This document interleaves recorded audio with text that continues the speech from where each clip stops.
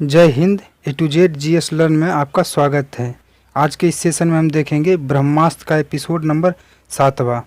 इससे पहले हमने 6 एपिसोड अपलोड किया है, उसको ज़रूर देखिए और इसको देखिए और नोट्स ज़रूर इसको बनाइए।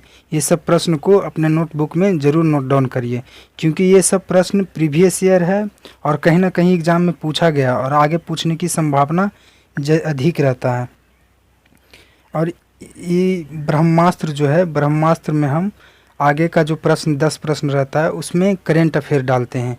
और ये current affair today current affair नहीं रहता, ये करेंट अफेयर पिछले रहता है। पिछला जो 3-4 महीने का 2 महीने का करेंट अफेयर रहता है वो सब करेंट अफेयर इसमें हम इंक्लूड करते हैं, ताकि इससे क्या होता है कि आपको रिवीजन भी हो जाएगा और इससे अभ्यास से प्रैक्टिस ज़्यादा, more than practice and successful, ज़्यादा से ज़्यादा प्रैक्टिस करिएगा तभी कोई भी चीज़ में निपुण हो पाइएगा, यानी सक्सेस हो पाइएगा। तो वही है, जीके जीएस का एक तरह से ये मानिए कि सेट है। इसको हर हाल में आपको करेंट अफेयर का ये प्रश्न है। आज का पहला प्रश्न क्या कर रहा है, वर्ष 2023 में देश में कौन सा गणतंत्रता दिवस मनाया गया। ये देखिए, ये पिछले करीब 6 महीना का करेंट अफेयर है।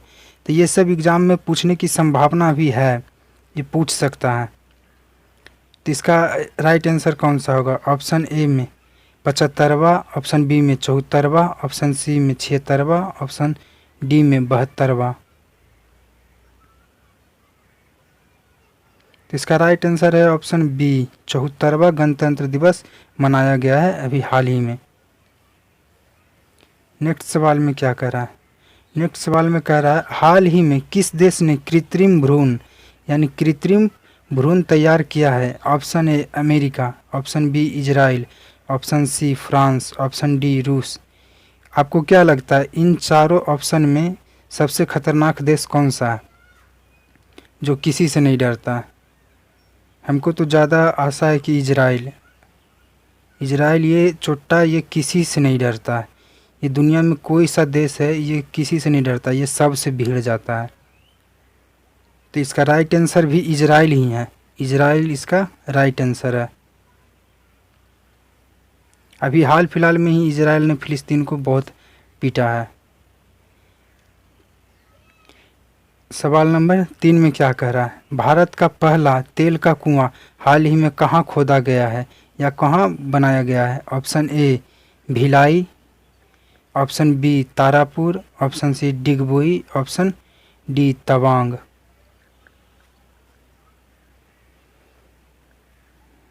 तो इसका राइट आंसर है ऑप्शन सी डिगबोई।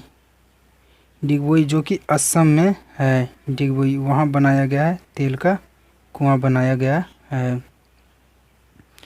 सवाल नंबर 4 में क्या कह रहा है, 15वें हॉकी विश्व कप 2023 की विजेता टीम कौन सी है। Option A Belgium, option B Germany, option C France, option D Bharat.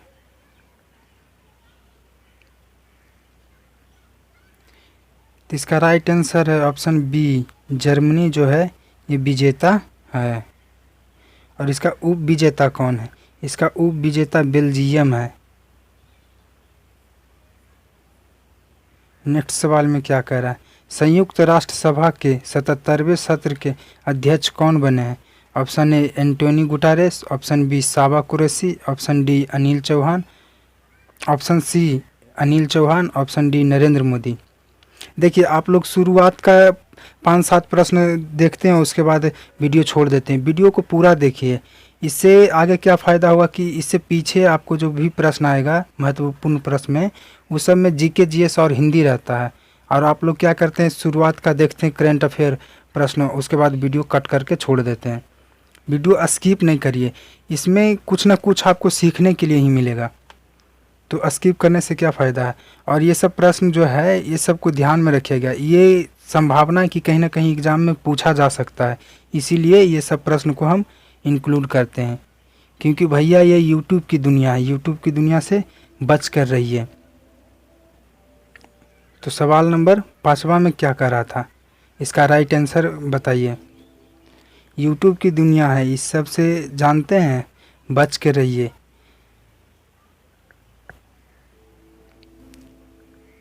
तो इसका राइट आंसर है साबा कुरैशी, ऑप्शन बी इसका राइट आंसर है साबा कुरैशी।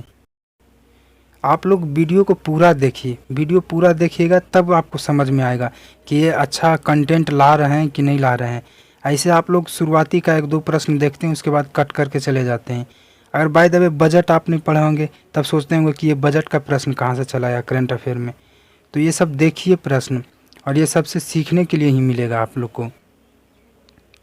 हम कोई ऐसा प्रश्न नहीं डालते हैं जिससे कि वो एग्ज़ाम में ना आ सके, वैसा हम कोई प्रश्न न डालते हैं। जैसे कि आपको देखिए, सबसे बड़ी बात है इसमें यूट्यूब में समय बर्बादी करके नहीं पढ़िए। कोई भी चीज़ कहीं पे भी पढ़िए या हमारे चैनल पर या किसी भी चैनल पे पढ़िए तो उसमें देखिए कि कंटेंट क्या ला रहा है। कंटेंट देखिए, एग्ज़ाम में पूछा जाएगा कि नहीं जाएगा। ऐसे ही फालतू के लिए टाइम बर्बाद करना बेकार है। तो सवाल नंबर 6 में क्या कह रहा है, बजट 2023 के अनुसार कितनी आय को कर मुक्त करने की घोषणा किया गया है। Option A 2.5 lakh, option B 8 lakh, option C 3 lakh, option D 5 lakh. पहले जो कर मुक्त था, यानी कर मुक्त का मतलब समझते हैं, इसमें आपको टैक्स नहीं देना है। इतना इनकम पैसा पर आपको टैक्स नहीं देना है। तो कितना पैसा आप रखिएगा तो उस पर आपको टैक्स नहीं लगेगा।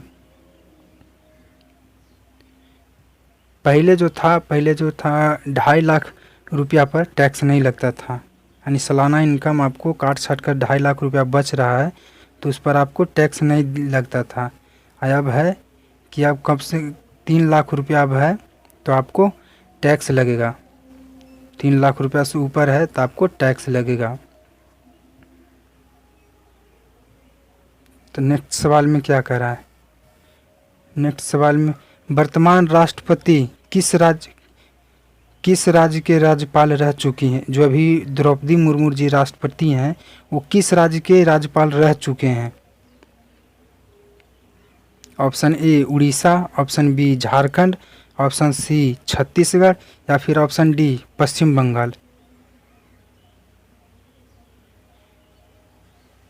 आप लोग कहेंगे तो राष्ट्रपति जी के बारे में एक अलग से हम सेपरेट वीडियो बना देंगे ताकि वो आपको पूरा समझ में आ जाएगा। ताकि ये भारत की दूसरी महिला राष्ट्रपति हैं और इनके बारे में पढ़ना अति आवश्यक हो जाता है, क्योंकि एग्ज़ाम में अक्सर कहीं ना कहीं पूछा जा सकता है। संभावना इसका है कि कहीं ना कहीं पूछ सकता है, क्योंकि भारत की दूसरी महिला राष्ट्रपति यही बने हैं, द्रौपदी मुर्मू जी। तो इसका ऑप्शन में क्या कह रहा है, इसका आंसर क्या है।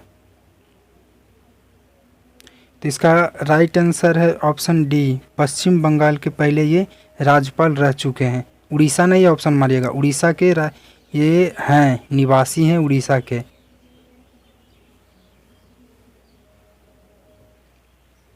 सवाल नंबर 8 में क्या कह रहा है, अमृत काल, यहाँ पे काल होगा, सॉरी कल लिखा गया है, अमृत काल।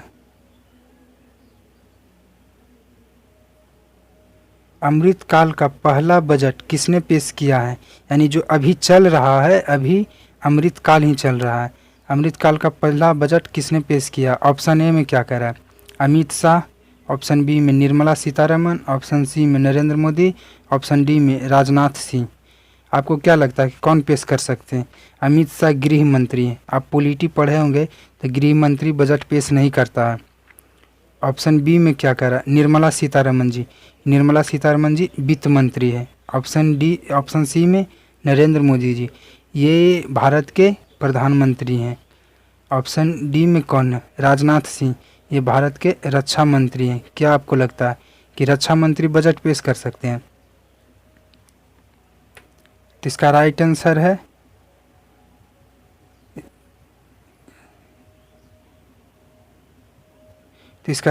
है ऑप्शन बी, निर्मला सीतारमण जी हैं जो ये अमृतकाल का पहला बजट पेश किए हैं। सवाल नंबर 9 में क्या करा, जीवला ऋण योजना किस राज्य सरकार ने शुरू किया है। Option A Gujarat, option B Maharashtra, option C Madhya Pradesh, option D Delhi.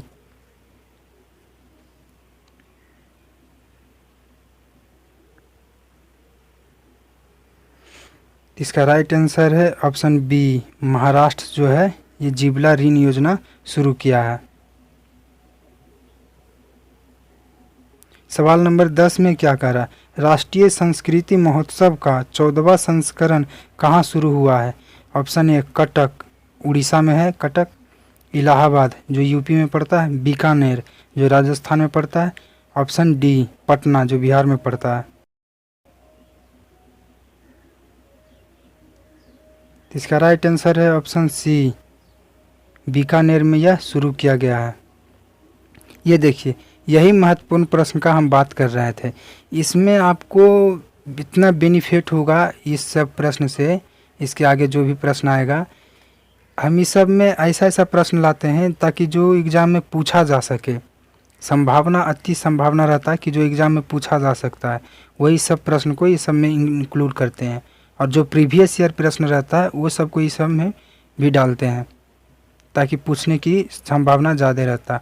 और ये इस महत्वपूर्ण प्रश्न में सबसे बड़ा योगदान निभाता है नृत्य और स्पोर्ट्स और नेशनल पार्क और फेस्टिवल, जिसको उत्सव बोलते हैं या पर्व बोलते हैं, वो सब बहुत योगदान निभाता है। और ये वो सब प्रश्न अक्सर हम ये सब में इंक्लूड करते हैं। विटामिन हो गया, ये सब से प्रश्न बहुत आता है। और ये सब में जानते हैं महत्वपूर्ण प्रश्न में आपको स्टैटिक जीके मिलेगा, आर्ट्स मिलेगा, साइंस मिलेगा। तो आइए आज का महत्वपूर्ण प्रश्न का पहला सवाल देखते हैं। पहला सवाल में क्या कह रहा है, पहला सवाल में क्या कह रहा है, भारतीय संसद का उच्च सदन किसे कहा जाता है? ऑप्शन ए राष्ट्रपति भवन को, ऑप्शन बी लोकसभा को, ऑप्शन सी राज्यसभा को, ऑप्शन डी प्रधानमंत्री कार्यालय को। राष्ट्रपति भवन नहीं मार दीजिएगा कि नहीं राष्ट्रपति जी सबसे महान है तो राष्ट्रपति भवन सबसे उच्च सदन होगा।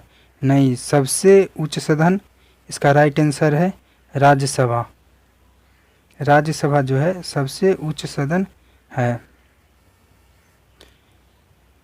और निम्न सदन लोकसभा को निम्न सदन कहा जाता है। लोकसभा को निम्न सदन कहा जाता है। ये सबको ध्यान में रखिएगा। ये नोट में क्या कह रहा है, ये सब प्रश्न, ये सब नोट को जरूर अपने कॉपी में नोट डाउन करिएगा। ये सब एग्जाम में पूछने की संभावना रहता है, ये सबसे प्रश्न बनता है। से राज्यसभा का उल्लेख अनुच्छेद नंबर कितने में है, या भारतीय अनुच्छेद में राज्यसभा का उल्लेख कहाँ है? तो अनुच्छेद 80 के अंतर्गत राज्यसभा का उल्लेखित किया गया है। भारतीय संविधान के अनुच्छेद 80 में उल्लेखित किया गया है। और क्या कह रहा है, राज्यसभा अस्थाई सदन होता है। एक बात ये ध्यान में रखिएगा, राज्यसभा का कोई कार्यकाल नहीं होता है। इसके सदस्यों का कार्यकाल 6 वर्ष का होता है। और प्रत्येक 2 वर्ष में राज्यसभा से 1/3 सदस्य अपना त्यागपत्र 1/3 सदस्य ये पद को अपना त्याग करते हैं। और ये सब प्रश्न को ध्यान में रखिएगा। अक्सर प्रश्न में पूछा जाता है कि राज्यसभा का कार्यकाल कितना होता है, तो राज्यसभा का कोई कार्यकाल नहीं होता है। लोकसभा को निम्न सदन या अस्थाई सदन भी कहा जाता है, क्योंकि ये अक्सर 5 साल में इसका चुनाव होता है, जिससे कि प्रधानमंत्री जी चुने जाते हैं। नेक्स्ट सवाल में क्या कह रहा है, नेक्स्ट सवाल में राज्यसभा के सदस्यों का कार्यकाल कितना होता है? ऑप्शन ए 6 साल, ऑप्शन बी 2 साल, ऑप्शन सी 5 साल, ऑप्शन डी 4 साल।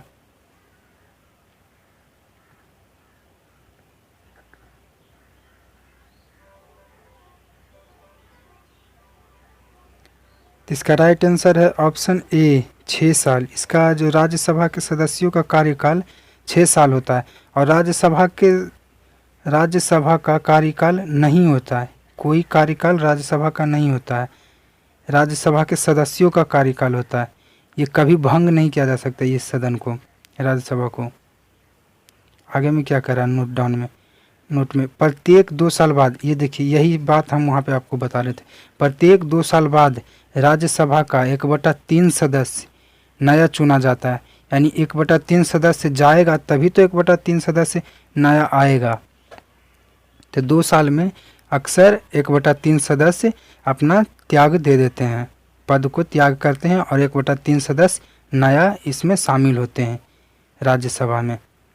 और क्या कह रहा है, राज्यसभा के सदस्य बनने के लिए न्यूनतम आयु 30 वर्ष होना चाहिए और लोकसभा के सदस्य बनने के लिए न्यूनतम आयु कितना होना चाहिए?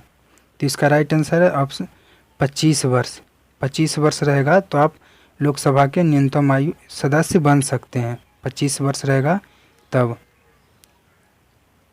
और राज्यसभा का सदस्य बनने के लिए न्यूनतम आयु जो है वो 30 वर्ष होना अनिवार्य है।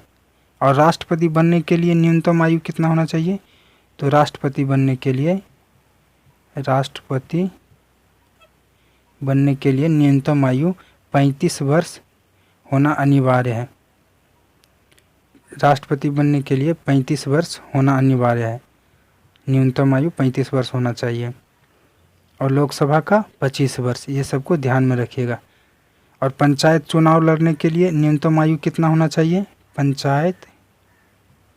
पंचायत चुनाव के लिए न्यूनतम आयु 21 वर्ष होना अनिवार्य है, न्यूनतम आयु 21 वर्ष होना चाहिए पंचायत के लिए।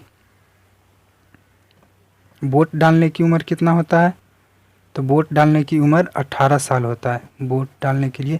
ये सबको ध्यान में रखिएगा, ये सब पूछा जाता है। वोट डालने के लिए न्यूनतम उम्र 18 वर्ष होता है।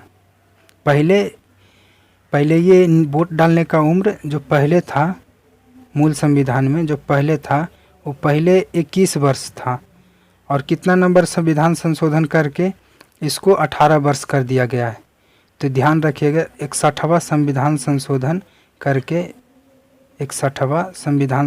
करके इसको 18 वर्ष कर दिया गया है। और एक प्रश्न का आप जवाब दीजिएगा, 61वां संविधान संशोधन कब हुआ था? 61वां संविधान संशोधन कब किया गया था? आइए नेक्स्ट प्रश्न देखते हैं। शिशुओं के जन्म के समय कौन सी हड्डी नहीं होता है? ऑप्शन ए कॉलर बोन, जिसको कॉलर की हड्डी कहा जाता है, गर्दन के नीचे होता है। ऑप्शन बी में गाल बोन, ऑप्शन सी में श्रेणी बोन, ऑप्शन डी में जानुका बोन।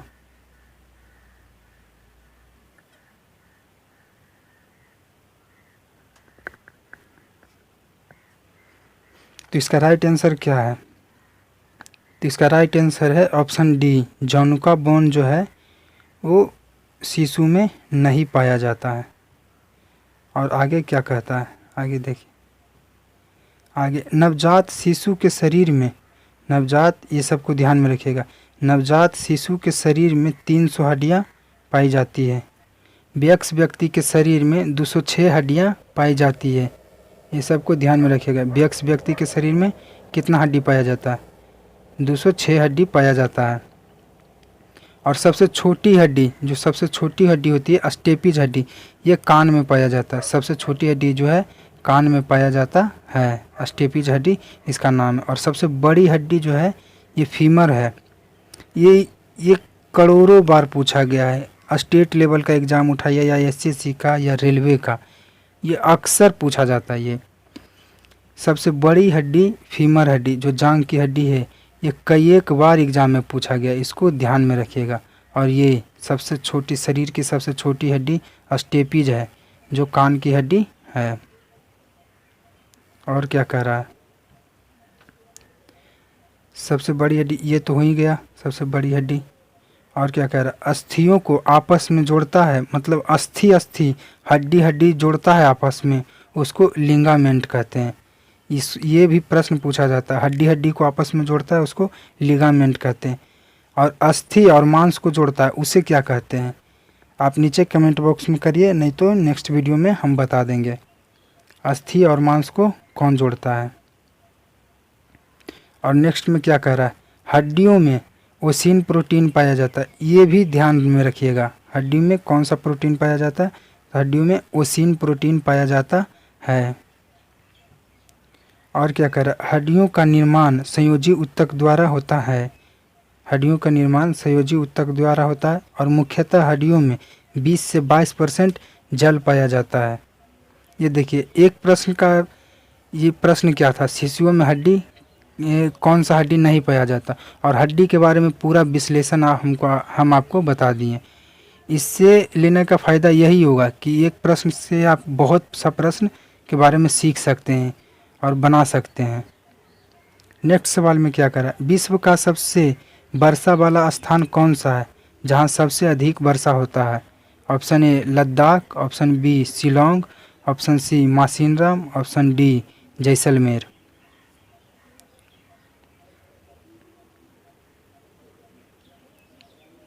ये तो इजी प्रश्न है, इसका राइट आंसर सबको पता होगा, मासिनराम में सबसे अधिक वर्षा होता है। और यहीं पे आपको एक प्रश्न नहीं पता होगा, जैसलमेर में सबसे ज़्यादा क्या होता है? जैसलमेर में सबसे अधिक गर्मी होता है।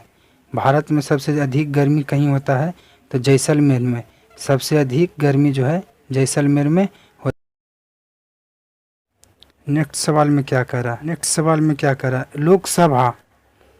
लोकसभा का सभापति अपना त्याग पत्र किसे देता है? ऑप्शन ए राष्ट्रपति को, ऑप्शन बी उपराष्ट्रपति को, ऑप्शन डी उपसभापति को, ऑप्शन डी प्रधानमंत्री को। सॉरी, ऑप्शन सी था उपसभापति। तो इसका राइट आंसर है ऑप्शन सी, उपसभापति को जो है अपना त्याग पत्र लोकसभा का सभापति देता है। नेक्स्ट सवाल में क्या है, काजीरंगा नेशनल पार्क कहाँ है, या काजीरंगा राष्ट्रीय उद्यान कहाँ है? Option A Tamil Nadu, option B Assam, option C Nagaland, option D Karnataka. तो इसका राइट आंसर है ऑप्शन बी, असम में है काजीरंगा नेशनल पार्क। नेक्स्ट सवाल में क्या करा, टमाटर में कौन सा अम्ल पाया जाता है? ये सब को ध्यान में रखिएगा, ये सब एग्जाम में अक्सर पूछा जाता है। टमाटर में कौन सा अम्ल पाया जाता है? ऑप्शन ए फॉर्मिक अम्ल, ऑप्शन बी मौलिक अम्ल, ऑप्शन सी ऑक्जेलिक अम्ल, ऑप्शन डी लैक्टिक अम्ल। अगर आप लोग साइंस पढ़ना चाहते हैं तो साइंस का एक अलग सेपरेट वीडियो हम लेकर आएंगे जिसमें आपको 20 से 30 प्रश्न डेली मिलेगा साइंस, उससे आपको प्रैक्टिस करने में सुविधा रहेगा। अगर साइंस कहीं पे पढ़े होंगे फाउंडेशन में तो वहाँ पे सुविधा होगा आपको साइंस में बार बार प्रैक्टिस करने में। ऑब्जेक्टिव प्रश्न रहेगा, उसको बार बार आप प्रैक्टिस कर सकते हैं। हम प्रश्न लेकर आएंगे, उसमें आपको प्रैक्टिस करना अति आवश्यक होगा। उससे फ़ायदा आपको ये होगा कि एग्ज़ाम में जब बैठिएगा तो वैसा प्रश्न आएगा तो आप हिचकिचाइएगा नहीं, आसानी से हल कर सकेंगे। तो नेक्स्ट सवाल में क्या करा है, भारत में कानून बनाने वाला सर्वोच्च संस्थान कौन सा है? ऑप्शन ए संसद, option B supreme court, option C Rashtrapati Bhavan, option D इनमें से कोई नहीं।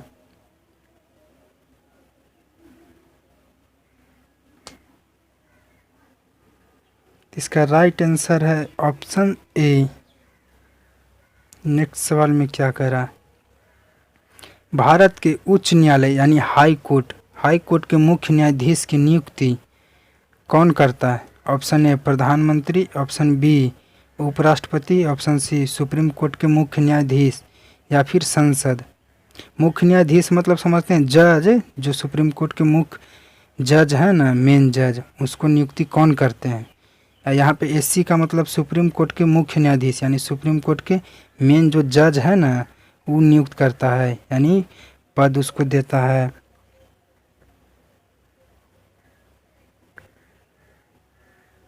तो इसका राइट आंसर है ऑप्शन बी, राष्ट्रपति जो है नियुक्त करते हैं सुप्रीम कोर्ट के मुख्य न्यायाधीश की नियुक्ति। सुप्रीम कोर्ट के भी मुख्य न्यायाधीश की नियुक्ति राष्ट्रपति करते हैं और हाई कोर्ट के मुख्य न्यायाधीश की नियुक्ति भी राष्ट्रपति ही करते हैं।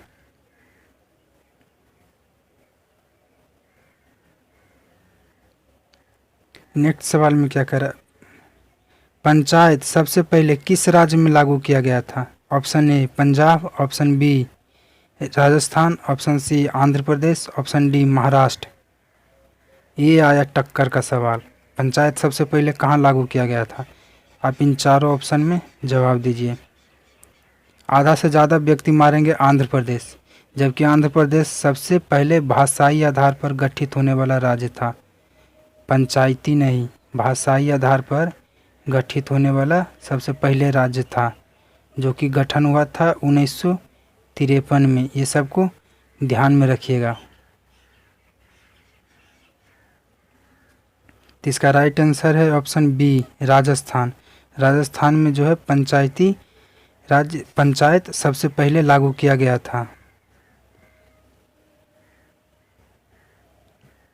नेक्स्ट सवाल में क्या कह रहा है, सौर मंडल का सबसे बड़ा ग्रह कौन सा है? ऑप्शन ए शुक्र, ऑप्शन बी पृथ्वी, ऑप्शन सी बृहस्पति, ऑप्शन डी मंगल।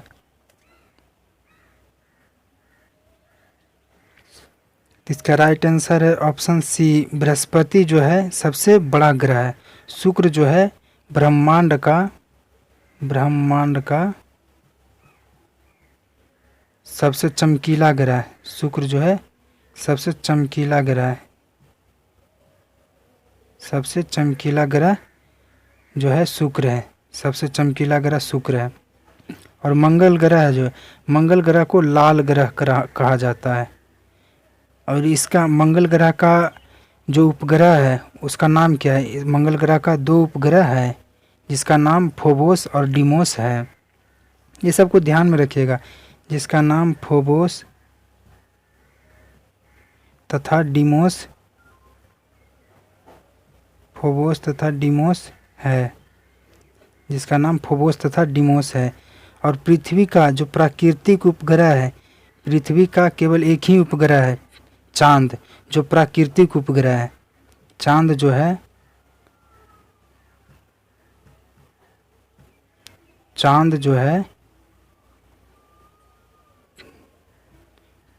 है पृथ्वी का प्राकृतिक उपग्रह है। प्राकृतिक उपग्रह है चांद, और पृथ्वी का एकमात्र उपग्रह है चांद। आगे क्या कह रहा है? आगे ये सब पॉइंट को आप अपने कॉपी में भी नोट डाउन करिएगा। सबसे छोटा ग्रह जो है बुध ग्रह है। और आगे क्या कह रहा है? बुध और शुक्र का कोई उपग्रह नहीं है। बुध और शुक्र का कोई उपग्रह नहीं है। 2 ग्रह ऐसे हैं जिसका कोई उपग्रह नहीं है। और सबसे अधिक उपग्रह किस ग्रह का है? तो इसका राइट आंसर है बृहस्पति का। बृहस्पति का जो है सबसे बृहस्पति का सबसे अधिक उपग्रह है। और मंगल ग्रह का 2 उपग्रह है। अभी आपको बताएं, मंगल ग्रह का 2 उपग्रह है जिसका नाम फोबोस तथा डीमोस है। नेक्स्ट सवाल में क्या कह रहा है? ये है टक्कर का सवाल, इसका जवाब दीजिए आप लोग। इसका लगभग में 70% जवाब गलत देंगे आप लोग। सत्यमेव जयते किस लिए प्रसिद्ध है? ऑप्शन ए राष्ट्रीय चिन्ह के लिए, ऑप्शन बी राष्ट्रीय बाग के लिए, ऑप्शन सी राष्ट्रीय गीत के लिए, ऑप्शन डी राष्ट्रीय गान के लिए। आप अक्सर पूछ कर देखिएगा एक आध 2 लड़के से कहीं कि राष्ट्रीय सत्यमेव जयते जो है वो किस चीज़ के लिए प्रसिद्ध है। किसी से पूछिएगा और अपने साथी संगत से। तो इसका राइट आंसर है ऑप्शन बी, राष्ट्रीय बाग के लिए प्रसिद्ध है। सत्यमेव जयते जो है राष्ट्रीय बाग के लिए प्रसिद्ध है। और भारत का राष्ट्रीय चिन्ह क्या है? तो सब जानते हैं कि राष्ट्रीय चिन्ह तिरंगा है। और राष्ट्रीय गीत कौन सा है? और राष्ट्रीय गान ये पेन भी न।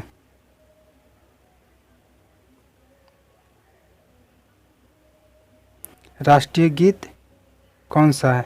वंदे मातरम। और राष्ट्रीय गान जो है जन गण मन है।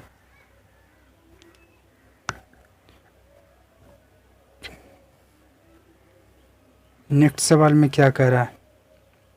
निम्न में कौन सा राज्य राज्य बंगाल से सीमा नहीं बनाता है? Option A Meghalaya, option B Assam, option C Tripura, option D Nagaland. कौन सा राज्य है जो बंगाल से सीमा नहीं बनाता है? और ये जो है सब उधर का राज्य है, पूर्वोत्तर का ही, पूर्व का ही राज्य है ये सब। तो इसका राइट आंसर है ऑप्शन डी, नागालैंड राज्य जो है वो बंगाल से सीमा नहीं बनाता है। आगे क्या कह रहा है? आगे त्रिपुरा बंगाल से तीनों ओर से घिरा हुआ है, ये तो सबको पता है। त्रिपुरा जो है बंगाल से तीनों ओर से घिरा हुआ है। बांग्लादेश का निर्माण, जो बंगाल बंगाल अभी कर रहे हैं वही बांग्लादेश। बांग्लादेश का निर्माण 16 दिसंबर 1971 को हुआ था। और अगर आप लोग कहेंगे तो बांग्लादेश का किस तरह से निर्माण हुआ था, उस पर हम आपको एक वीडियो बनाकर देंगे, उसको ज़रूर देख लीजिएगा। और आगे क्या कह रहा है, बांग्लादेश से सीमा लगाता है। बांग्लादेश से कौन कौन सा राज्य सीमा लगाता है, इसको कॉपी में लिख लीजिए। ये अक्सर एग्जाम में पूछा जाता है कि कौन सीमा नहीं लगाता है, और हम बता रहे हैं यहाँ पे कौन सीमा लगाता है, और वहाँ पे नहीं रहेगा जो आप ऑप्शन छाट लीजिएगा। इसका पहला सीमा कौन कौन लगाता है, पश्चिम बंगाल, दूसरा में असम, तीसरा में मेघालय, त्रिपुरा तथा मिजोरम जो है सीमा लगाता है बांग्लादेश से। और आगे क्या कह रहा है, मनुष्य को सबसे अधिक किस चीज़ की ज़रूरत होता है। Option A vitamin, option B protein, option C वसा, ऑप्शन डी कार्बोहाइड्रेट। ये ऐसे ही मौखिक प्रश्न पूछिएगा अपने संगी साथी से कि मनुष्य को सबसे कौन सी चीज़ की ज़रूरत होती है, अधिक ज़रूरत होती है। तो इसका राइट आंसर है कार्बोहाइड्रेट। और आगे क्या कह रहा है, विटामिन सी की कमी से स्कर्वी रोग होता है। ये सबको भी ध्यान में रखिएगा कि विटामिन सी से कमी से कौन सा रोग होता है, ये सब एग्जाम में पूछा जाता है। और विटामिन B1 की कमी से बेरी रोग होता है। और विटामिन B2 की कमी से त्वचा का फटना, आँखों का लाल होना इत्यादि रोग होता है। अब इन्हें किसी का आँख लाल है तो उसको कहिएगा कि विटामिन B2 की तुमको कमी है, ऐसा नहीं करिएगा, नहीं तो आपको दिक्कत का सामना करना पड़ सकता है, झगड़ा भी हो सकता है। ये सब गलत है, ऐसा नहीं कहिएगा।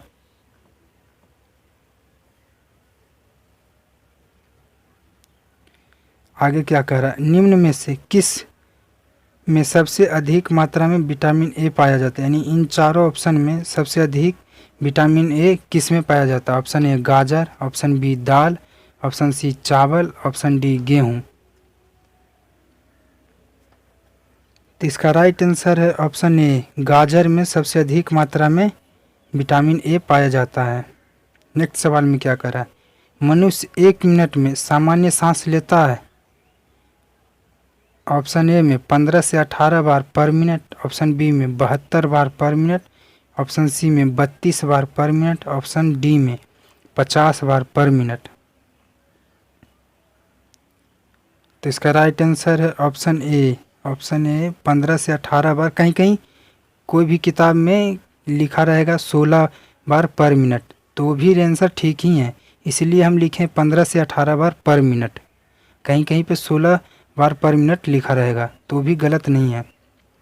और आगे क्या कह रहा है, भ्रूणावस्था में 130 बार पर मिनट हृदय धड़कता है, यानी जब बच्चा रहता है, छोटा बच्चा रहता है, तो उसको छोटा से छोटा बच्चा भ्रूण रहता है, तब उसको 130 बार पर मिनट धड़कता है, यानी 1 मिनट में 130 बार उसका हृदय धड़कता है। और श्वसन में सबसे अधिक किस चीज़ का दहन होता है, यानी किस गाड़ी चलाते हैं तो सबसे अधिक पेट्रोल का दहन होता है ना जी, तो वही कह रहा है कि श्वसन जब सांस लेते हैं तब सबसे अधिक किस चीज़ का दहन होता है, प्रोटीन का, कार्बोहाइड्रेट का या वसा का। तो नहीं, ये सब का दहन नहीं होता, सबसे अधिक ग्लूकोज का दहन होता है। और आगे क्या कह रहा है, स्वस्थ मनुष्य के हृदय एक मिनट में कितना बार धड़कता है, तो 72 बार धड़कता है। अगर वीडियो पसंद आया हो तो लाइक, शेयर एंड सब्सक्राइब ज़रूर करें। और नेक्स्ट वीडियो हम जल्द ही लेकर आ रहे हैं। ये ब्रह्मास्त्र जो है हर एक दिन अपलोड कर दिया जाता है, इसको आप ज़रूर देखिए। और साइंस का व्यवस्था हम जल्द ही करेंगे, क्योंकि अभी हम लगे हैं PDF में। PDF भी आपको प्रोवाइड होता रहे तो वो बेटर रहेगा। इधर से हम साइंस पढ़ाते जाएंगे और उधर से PDF आप डाउनलोड करके उसको नोट डाउन भी कर सकते हैं, उसी की व्यवस्था में भी लगे हुए हैं। तो साइंस हम जल्द ही लेकर आ रहे हैं। और फैक्ट्स का वीडियो भी ज़रूर लेकर आएंगे, जिससे फैक्ट्स का वीडियो समझें। सुभाष चंद्र बोस कौन थे, इसके बारे में, सुभाष चंद्र बोस जी के बारे में, गांधी जी के बारे में, ये सब फैक्ट्स के बारे में, ताकि आपको इनके बारे में जब आए एग्ज़ाम में तब आप कोई हिचकिचाएँ नहीं, आसानी से इन सब प्रश्नों का हल कर सकें। इन सब के बारे में भी हम जल्द ही वीडियो लेकर आ रहे हैं। तब तक के लिए जय हिंद, धन्यवाद, thank you for watching this video. जय हिंद।